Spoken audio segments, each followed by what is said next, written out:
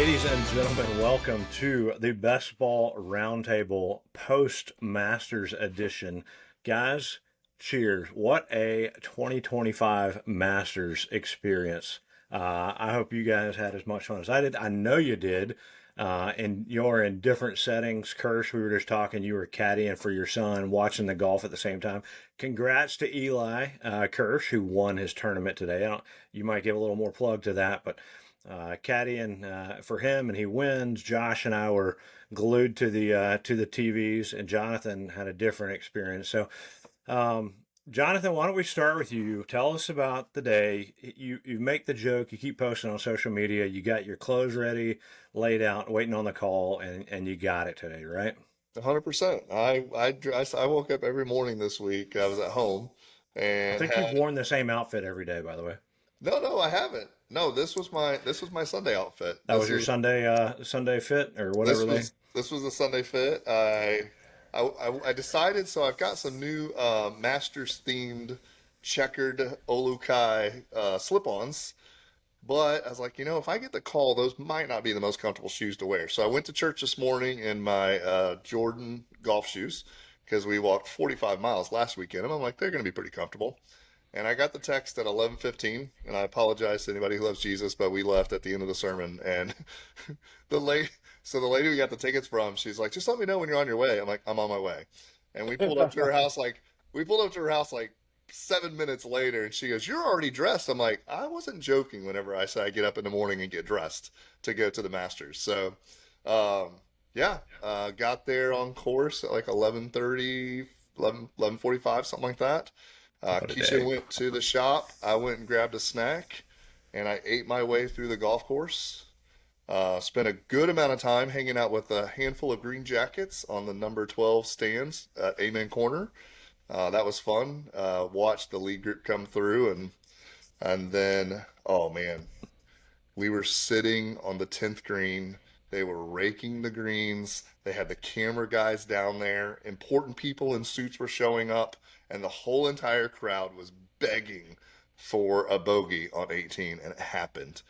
And then we were begging for a par because we'd heard like through the radio the guy that was standing there. And so you kept listening for, we were hoping for two O's and no yays. And then we got one yay, saw hands go up in the air. An experience So I'm y'all, like, y'all are waiting on the second playoff hole. we were waiting for the second playoff because we watched them tee off through 15. And we're like, there's no way, like getting to the 18th green, everyone's already been camped out. You're going to be like 80 people deep. So we sat down and someone said, hey, this is the second playoff hole. And we're like, let's just watch. And there was a scoreboard right there. So like, I mean, it it's delayed anticipation. I mean, and that was probably the best part. That in my mind is the best part about going to the national. We were actually talking about this because last year Robbie and I went to the U.S. Open and they had little earbuds, so you had like local radio. You could listen to the whole entire thing. And I even mentioned at one point, I'm like, it'd be kind of cool if they did that here. But to sit with a group of people and to watch the scoreboard come down and the numbers pop back up and the experience, and then when you could see the 18th green from the number 10 tee or from the number 10 green, and you saw this, and then a wave of noise come down whenever Rory finally hit his last birdie. So Yeah. just Yeah. my favorite part of the day was watching Bryson, and not because I didn't want him to win, put the ball in the water on number 11. 11. And here's the thing, like we're watching the score, and you're like, I don't know, we can't see where he's coming from, but we saw Rory hit the side of that hill and almost go in the water. And then you're like, Bryson's got to go for the pin. And it was in a terrible, terrible position to go for. But you knew he had to. I mean, half a yard, and he's on the green. Oh, And that's a whole nother back nine. But yeah, yep. Well, congrats to Rory McIlroy, who finally got it done. Grand Slam. Kirsch, Josh, well, mainly Josh and I were texting back and forth. Just what a moment. And we experienced that together through text. But guys, what was it like to watch Rory finally do it? I mean, the whole day was a roller coaster. Josh, before, I think it was you, before we all started, you just said you wanted drama. Well, we got whoa, drama. So, Josh, Tell me about your day, your drama-filled day, watching Rory win the Masters. Uh, Man, Robbie, it was awesome. So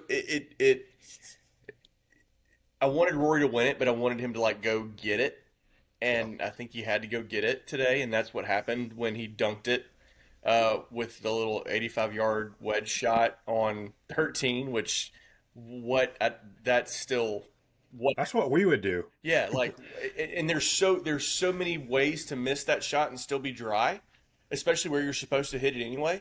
Um, but for him to pull it off and win it in a playoff, I mean, it was outstanding. Like I was like gripping my wife's hand so hard when he hit the last putt that like she was like, "Hey, that hurts." And then just the flurry of emotion he showed, it was incredible. I mean, and I don't know that we get that level of emotion if he walks up 18 and has a 4 or 5 stroke lead.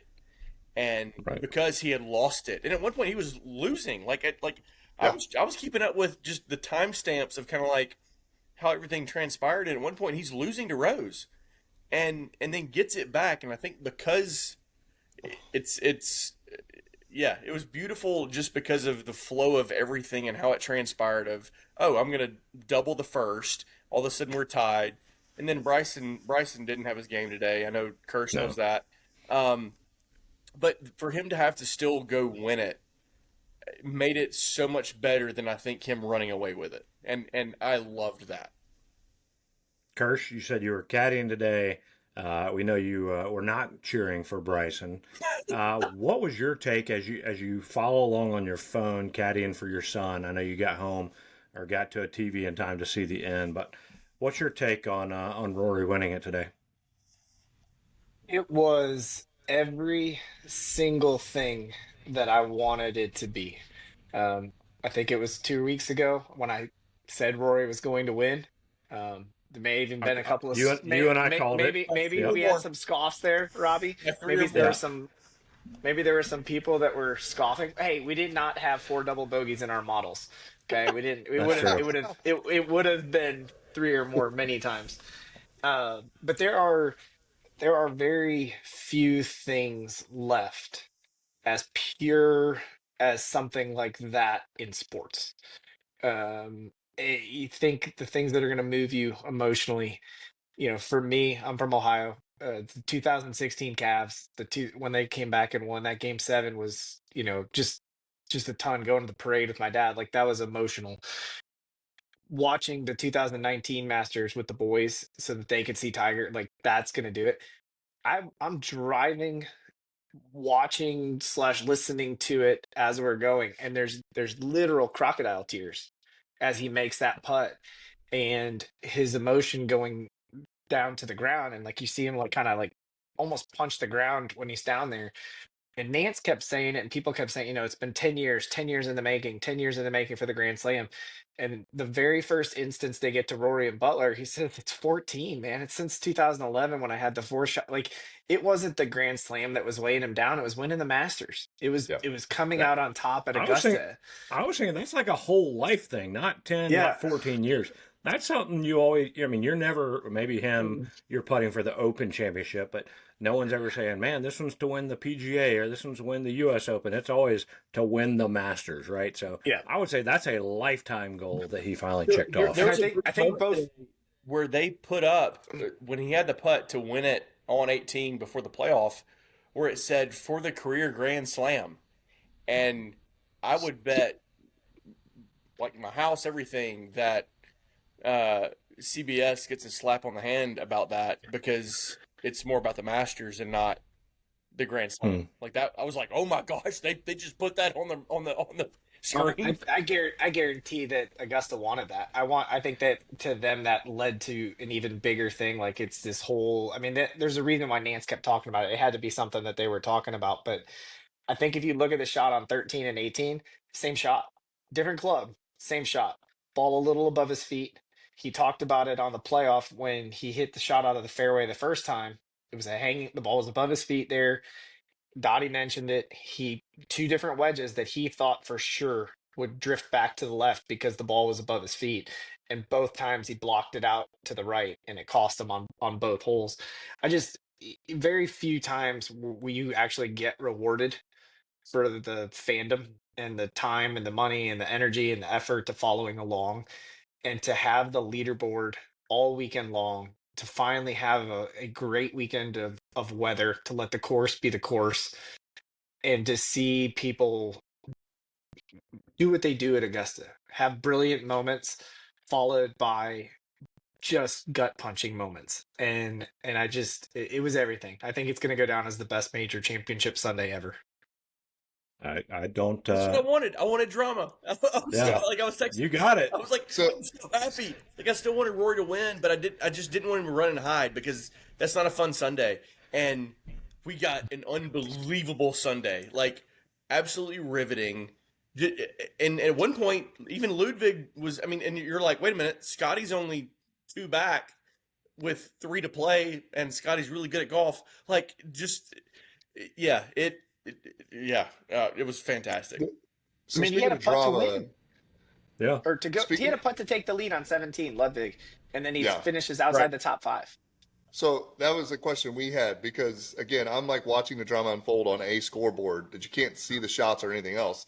Did Ludwig actually shoot a triple bogey on 18? He made a 47 on 18.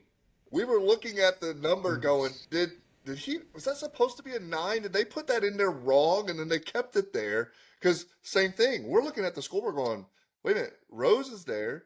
Scheffler's could be there. There's 3 holes to play. What was it on 15 whenever he birdied, when Rory birdied to take a little bit of it. We're like, wait a minute, there's 3 holes. I mean, you could chunk it on 16. You could put it in the bunker somewhere on 17. Like, there's so many different ways to mess that up.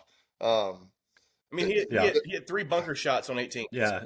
Ludwig put it in the front left bunker off his drive, kept it in the same bunker on his second shot, put it in the bunker that Rory put it in with his third, but then he flew the green, not flew it, he ran it through the green, and then, he ended up tripling the hole. So it was not a great finish to a great week where he was tied for the lead with a few holes to go. So How about Justin Rose, though? 44 years old.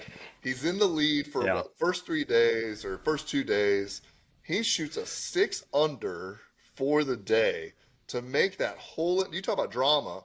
Because, I mean, if he doesn't do that, by the time you get to 17, Rory's like pulling out an iron off the tee in order to not make triple just to win. If he doesn't make a 75 yesterday, and if he doesn't miss a putt on 17, he wins it in regulation. Yep. Well, that's the thing. Like, him and Rose and Rory were the 2 best players the entire week. Yeah. I mean, Rose went out and shot 7 under the first. Rory was going to shoot 7 under if that ball doesn't go back into the water on 15. He was going to do it. But it did. And and that's what Rose was going to win, but he blew it yesterday when he shot 75 and couldn't make a putt inside 6 feet. So, I mean, they both were the woulda, shoulda, couldas, but they were by far and away the 2 best players all week. Bryson was it's Bryson time. What a joke. What an imposter. It was an embarrassing moment. I'm so glad what happened to him. He was a phony all week. He was 45th in ball striking this week.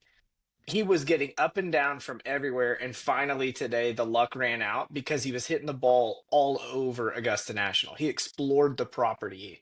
And, playing 4 rounds will always be a difficult thing for him. Oh my gosh. I thought there was an interesting parallel between his final round at Pinehurst and Rory's final round today, because Bryson's final round at Pinehurst, he hit it all over the map and never ended up in the broom sedge or in one of those little bushes. His ball never got stuck in one of those. And today, Rory's ball, every time it ended up somewhere, he had some window, which Dottie beautifully described to us. Oh yeah, there's this window that like he's gonna rip this 9-iron, especially the one on 7. Like, what? But like the golf gods were like, okay, here you go, because there were so many not bad tee shots that Rory hit today, but there were tee shots that should have cost him the tournament and didn't, I thought. Just think what those gaps might not have been there if it wasn't for Hurricane Helene, right, Jonathan? Listen, there was definitely a canopy missing in a number of spots. I don't know what it showed on TV, but there were openings and places. Now, what was really interesting to me was that we talk about the weather being perfect. I don't think there's ever been 4 days in a row at Augusta where the wind wasn't a factor, except for literally, I don't know who it was, Jason Day's group. It might have been Oberg or Day, whenever they put it in the water on 12, because a slight gust of wind showed up that hadn't been there all day.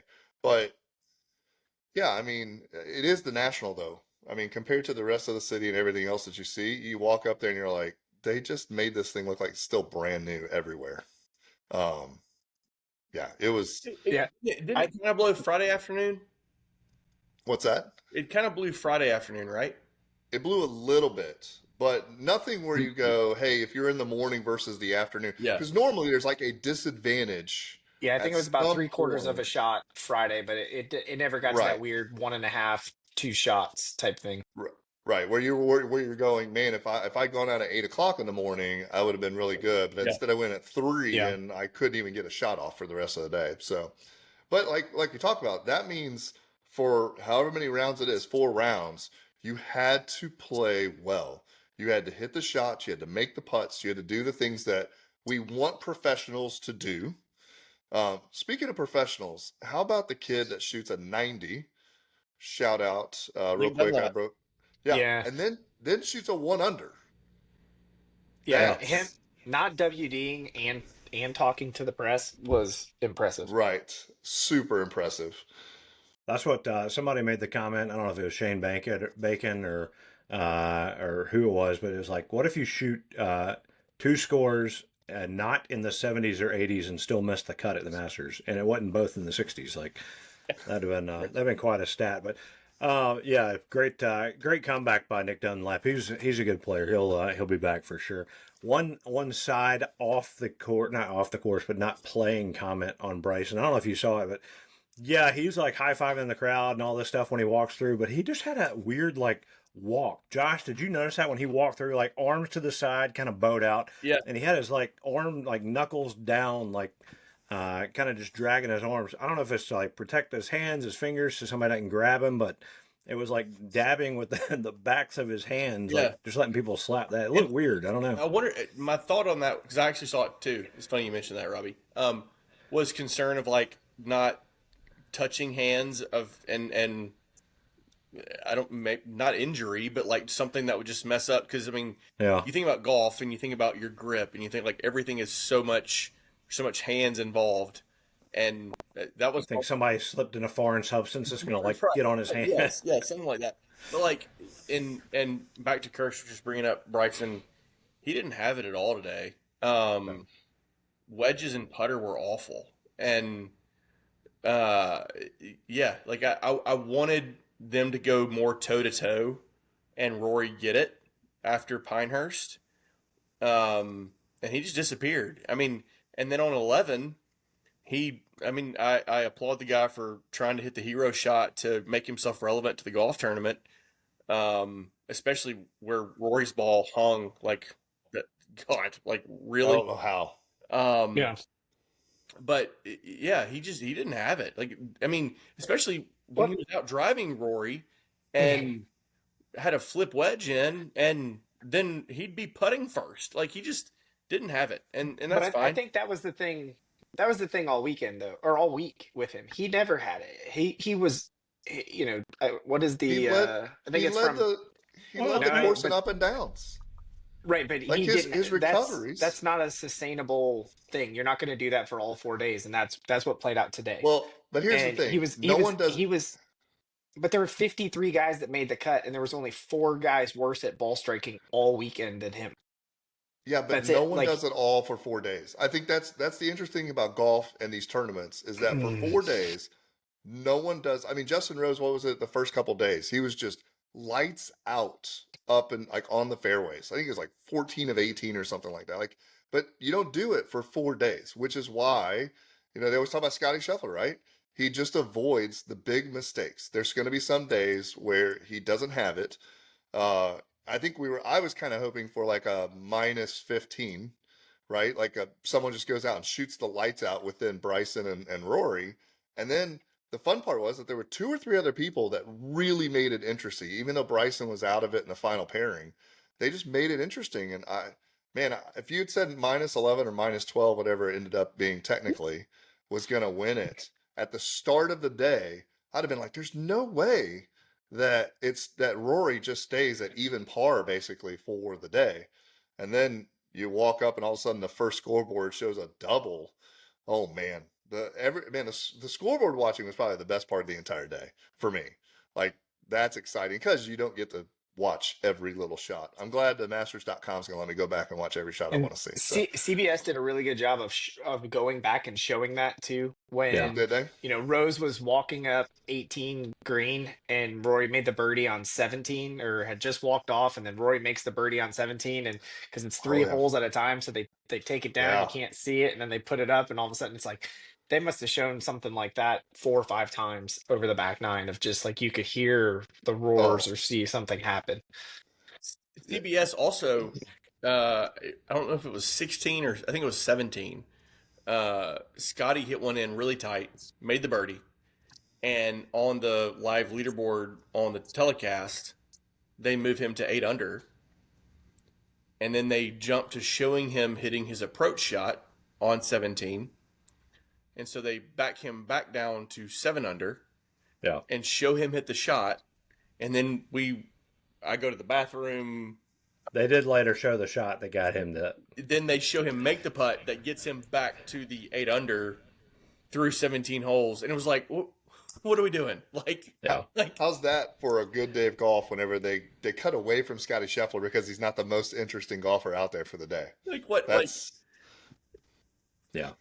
Well, I will give it to Bryson. He didn't have all this stuff there. He still finished tied 5th, only 4 shots off the lead. So, Right.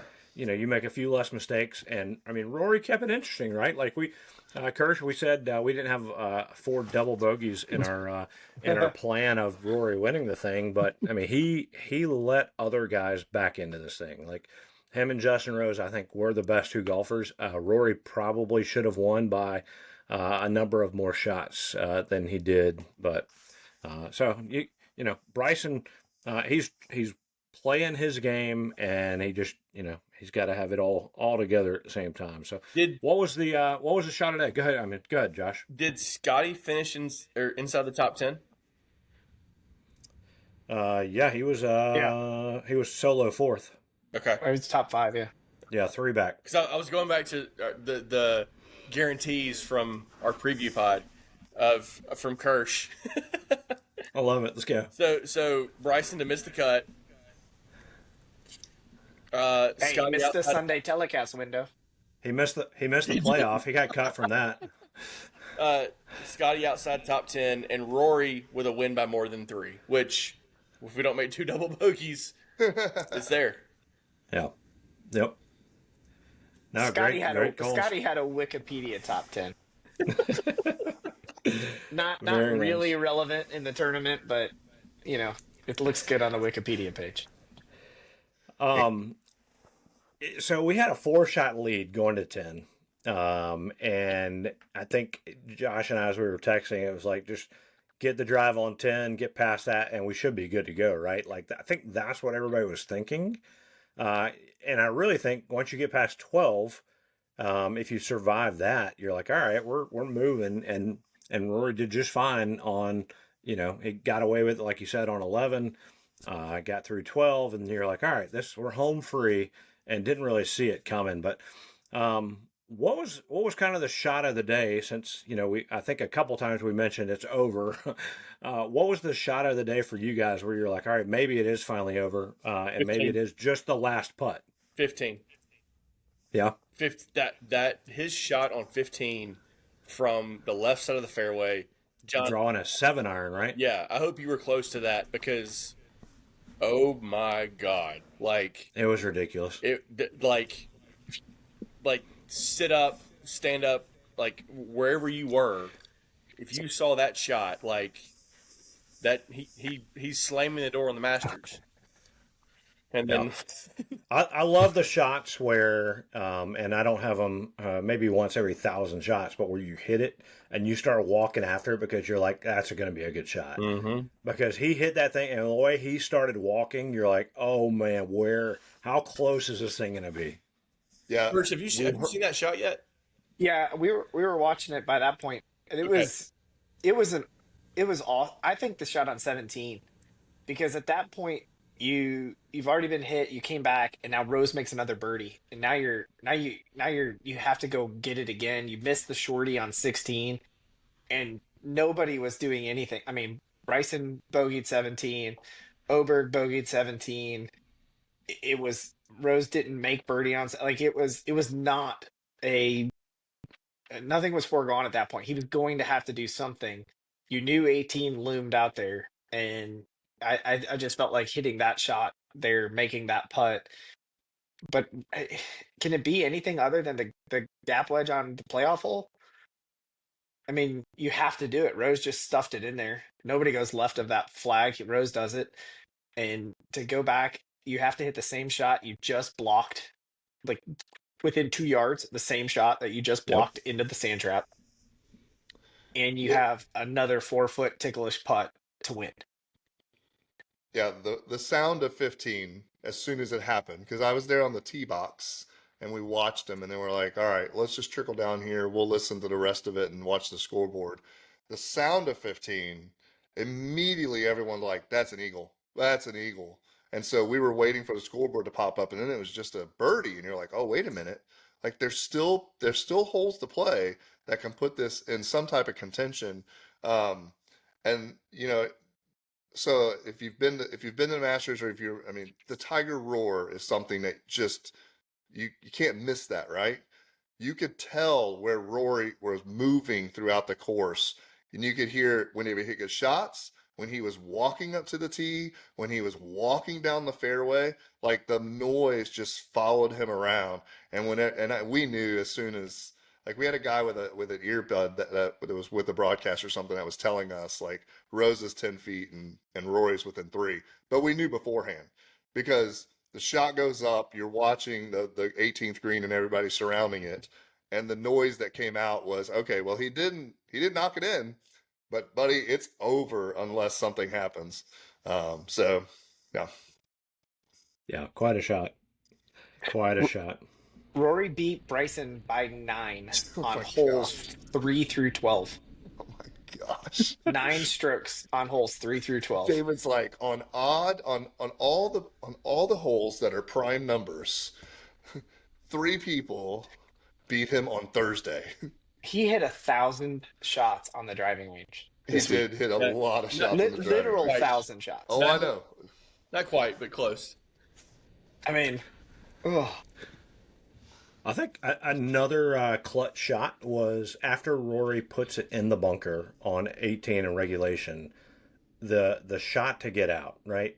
Because I know he probably didn't see Oberg do it, but Oberg, hits it a little thin and it rolls all the way across and everything. But I just, and I jokingly, I think, said in the text thread, like, what's the whoop data looking like, right? Like, Yeah. heart rate pounding out of your chest, like you're 125 yards in regulation, get it on the green, 2-putt, you win the Masters for the first time, Grand Slam, all that comes with it. And you block it out to the right, it doesn't draw, whatever. Now you're in the bunker. And yeah, world-class player, one of the best in the world of all time, but still, it's a bunker shot. and I'm sitting there thinking, gosh, all those patrons 1,000 yards away are in danger because I'm about to hit this thing really far. Like, and he hit a great shot and then just missed a putt. Like, Yeah. I wish he would have made that putt in regulation. That would have taken a lot of stress off me, and I know him too. But I'm glad he fell or held on and came through.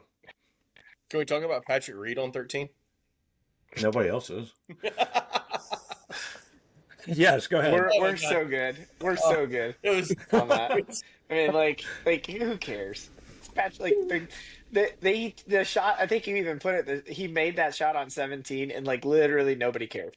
Yep. Like he didn't even get a cheer. yeah. He didn't know it Great. went in because nobody cheered. And then he went full Michael Block. I don't Yeah. know. Did it go? It went in? It went in? Yeah. Yeah.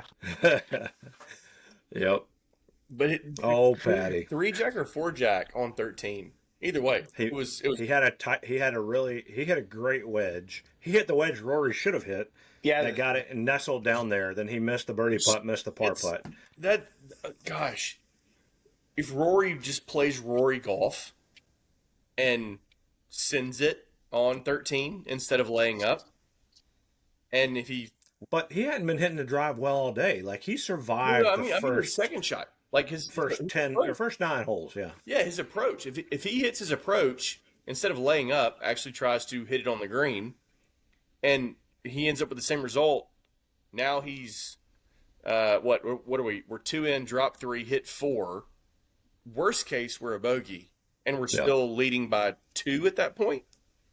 Almost no one, and I don't know if it was conditions, if it was just the ball was flight. Almost no one tried to hit the green in 2. Everyone was laying up on 13 for some reason. And I don't know if it was pin location because they were trying You to were watching fly- a different telecast than us. Yeah, then. yes, you Oh, are. really? But Yeah. all, yeah, Rob, because like Everybody was going for it that we saw. Maybe I watched everybody that wasn't on TV because, like, I didn't see a single person actually go for the green in everybody 2. was going. Really? Yeah. Oh yeah. Oh, that wasn't happening at all in real. It must not have been feature groups. I don't know. It was well, maybe they just weren't. They were only showing the guys that were going for it. Almost everyone else was laying up. Like, almost made it from Yeah. 250 yards or whatever it is. And Max Homa was in his group too and hit it real close. Yep. Yeah. No, they were. forget P. Reed. That's who we need to talk about. Max Homa coming from outside the cut line. Showing up. This is a pro Homa podcast. Absolutely. I am a homer. And Homa. And for him to dig it out of the dirt and to grind, there was another text thread that I was on. Whoa. Easy. Friday between you guys and them on Friday. By the time 1:00 in the afternoon hit, like it was like the second wave was going, and you're watching Max battle to make the cut and Rory do Rory-esque things in the moment to get back into the golf tournament. The whole afternoon on Friday felt like a letdown compared to that. And then for him to grind his way and get inside the top 12, it ensures him of being back there next year. Yep. It gets him some positive momentum heading into the rest of this year. This feels like a much more significant top 12 than even last year's top 3. Right? Oh, like yeah. I agree with that.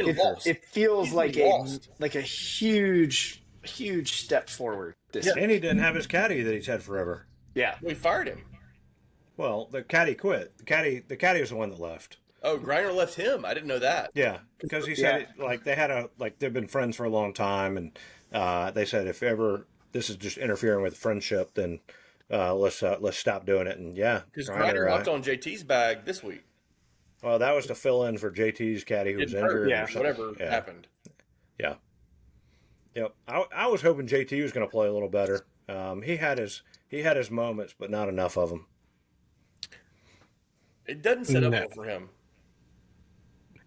I don't know, but he's been playing well. If they called it the PGA Championship at Augusta National, he'd win it. Oh man, very nice. All right. Well, what do you think? We'll start closing up here. What Kirsch and I, we were the smart ones. We picked the winner of this thing. Wow. Mr. Decker, I don't Naturally. know. Jonathan, I don't remember what were your guys'. Jonathan had like winning? Phil or something. I was really hoping Phil would have a better weekend. Did he play this week? He played 2 out of 4 rounds. I saw his picture from the Champions Dinner, which looked a little scary. Yeah, he played 2 rounds. Tommy Fleetwood didn't show up very well for me either. I didn't get a chance to see Tommy. I didn't make it to the whole. Tommy gave Rory a hug there at the end. Did he? Yeah, it was awesome. Yeah. So Shane Lowry was there. The Lowry embrace was pretty great, especially after Lowry telling media, "I'm not here to talk about Rory McIlroy. I want to talk about my golf game." And Fair statement. yeah, and that was great. Yeah. Fair statement. Jonathan, side note, Jonathan maybe had the highlight of his trip was we're standing there at the old course looking, about to play it like later that day, and a car pulls up right there where you cut across set 18 and 1. A car pulls up, they roll down the window, they're like, "Oh, we thought you were Tommy Fleetwood." And Jonathan just smiling. And when Jonathan turned around and they're like, "Yeah, never mind. You're not Tommy Fleetwood." My hair was a little longer. I had a little sock Yep. hat on. Yep. Nobody Oh has man. ever nobody's ever won a Masters with 4 double bogeys until today. And it's the Wow. first time somebody's won a major with 4 double bogeys since the Cat in 2008 at the US Open. Wow. Where was the 2008 U.S. Open? Sorry to put you on the spot. Torrey Pines. That's Torrey. where he won on the broken leg. Oh, okay. Beat Rocco. Yeah, in the playoff. Also Yep. in a playoff. Yep. All right, so we got the career Grand Slam. Rory wins. I do feel bad for Justin Rose. Fought hard all week. I mean, he's just the nicest guy. All that he does for the game of golf. Somebody mentioned, has he done enough to be in the Hall of Fame? Yes. Everything golf, I think he is. He went and he won the gold medal, but the thing is that I appreciate, like, I was not, there's a lot of people that were anti Rose after the first round. I was like, he can come back and win. He can win the whole thing if at this point, because there was no person in my mind who better set up to go take the dirty money and the rest of his career off than him. And he said, "No, my good golf is not done yet. I'm going to stay here. I'm going to show that I can still do stuff." He battled back. He's won a couple times now since then. And to put himself in the 2 second-place finishes in the last 2 majors, I mean, Yeah. to me, that's just so much the last 4 years of his character. Hall of Fame. He went down to Rio. I mean, he won the gold. Like, yes, Hall of Yeah. Fame. Did you watch the Full Swing episode with him? Yes. Oh, so good. Just the heartbreak of him coming off at the Open Championship last year. Yeah, you want good things to happen to for Justin Rose and in his golf game. So, all right, the next majors we got PGA at Quail Hollow, another course that is suited well for Rory's game. U.S. Open at Oakmont, and then going to Northern Ireland at Portrush for the Open Championship. So, question I'll pose to you now. On April 13th, does Rory get another one or another two? Maybe? Guys, what do you think? It feels like something's unlocked. Like, now that this is off of his chest, watch out. Like the stress is gone and he can play free. I mean, and he is probably the most talented player, maybe next to Scotty, on the planet. Like, yeah. I mean, why wouldn't he go win it? That'd be so sick. I don't think anybody has the skill set that Rory has. The shot on 7, that Dumb. him and Tiger are the only two people that can hit that shot, because you have to be able to hit it not only high but far, and in all of those different instances. And I think I said it in the last, like, he's going to win the Masters, and I said I think he's going to win one more, and I stick with it. He's going to win at least 2 this year. Wasn't at a minimum. it like a 178-yard 9-iron that he hit? Yeah. It was ridiculous. I mean, he hit it high through a glass. Like, yeah. His caddy turned to Dottie and said, he just doesn't listen sometimes. And then he tipped his hat at Dottie. I thought Dottie was fantastic. Dottie today. was great. I thought she was amazing. Yep. He gave her a big hug coming off the course, too. Yeah. Yep. That was fun. Well, Quail Hollow, I mean, it suits well for his game. He's played well there. He's Do you won think there he gets it done there? 3 times? 4 times? Something like that. Jonathan, so you can do it? I think the hard part is that if he had ran away today, like coming into the last Sunday and pulls away like we used to see Tiger do, right? Just put the hammer down, and by the time you get to number 9, you're just like, okay, just a promenade at this point. There are some really good golfers out there who grind over 4 days that keep it within a stroke or two, and I think have a chance to keep it interesting. I don't know if it's a walk away, and maybe he does. You know, there could be another part of it that there's so much stress relief that his heart gives out. Like, yeah, I mean, like there could be Gives out in a bad way? Yeah, like, I mean, listen, I had a very stressful life for about 4 or 5 years, and then there was a tremendous amount of relief, and then my heart quit for like a month. So, and I'm not saying that that's going to happen, but there's also something real to the amount of stress that's pent up for, like he said, 14 years of that kind of thing, plus some personal stuff that happens in the middle of it, you could look at him come back and be like, okay, I'm gonna play free, but maybe that just means like top five. I don't. Obviously, he's not going away, right? He still has tons of golf left. He's gonna win more, but we've talked about this before. There are so many folks that were like, "Oh, this is the guy. This is his time. This is when they're going to win." And then here we are, decades later, wondering if they're ever going to get back in any type of top shape or form. There's very few people that stick with it for such a long time and dominate or have those types of years. People came into this year looking at Scotty going, "What's to stop him from doing it over again?" Well, lots of other people that are also good at golf. So I'm gonna make a Kirsch like statement. I'm gonna say I was at the Sunday 2012 Kiowa PGA Championship. Rory wins by 8. I say he wins at Quail Hollow by 5 oh, jeez. at least. I Hot have take. not found. I haven't Write found that. out what the Charlotte police feel about left-hand turns yet and Masters champions. So I'm not sure if I'm ready to go out. We may have to wait for the preview pod to talk about the PGA. But there's a lot of guys at Quail I think that can win. I think there's Yep. less guys at Oakmont, and I think there's less guys at Portrush. I Yep.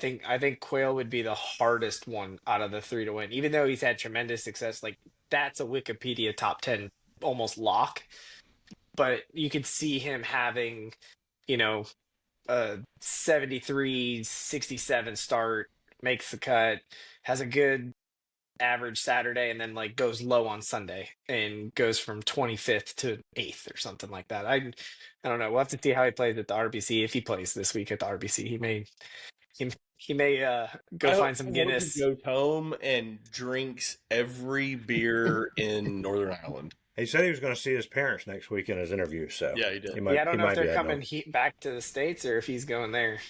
That's true. That's true. All right. Well, we will definitely talk more about the PGA on our preview show. But yeah. So let's wrap up the 2025 Masters. I'm going to ask you 5 words that will describe the 2025 Masters to you. And Jonathan, yours might be got tickets on Sunday. That was theirs. I don't know.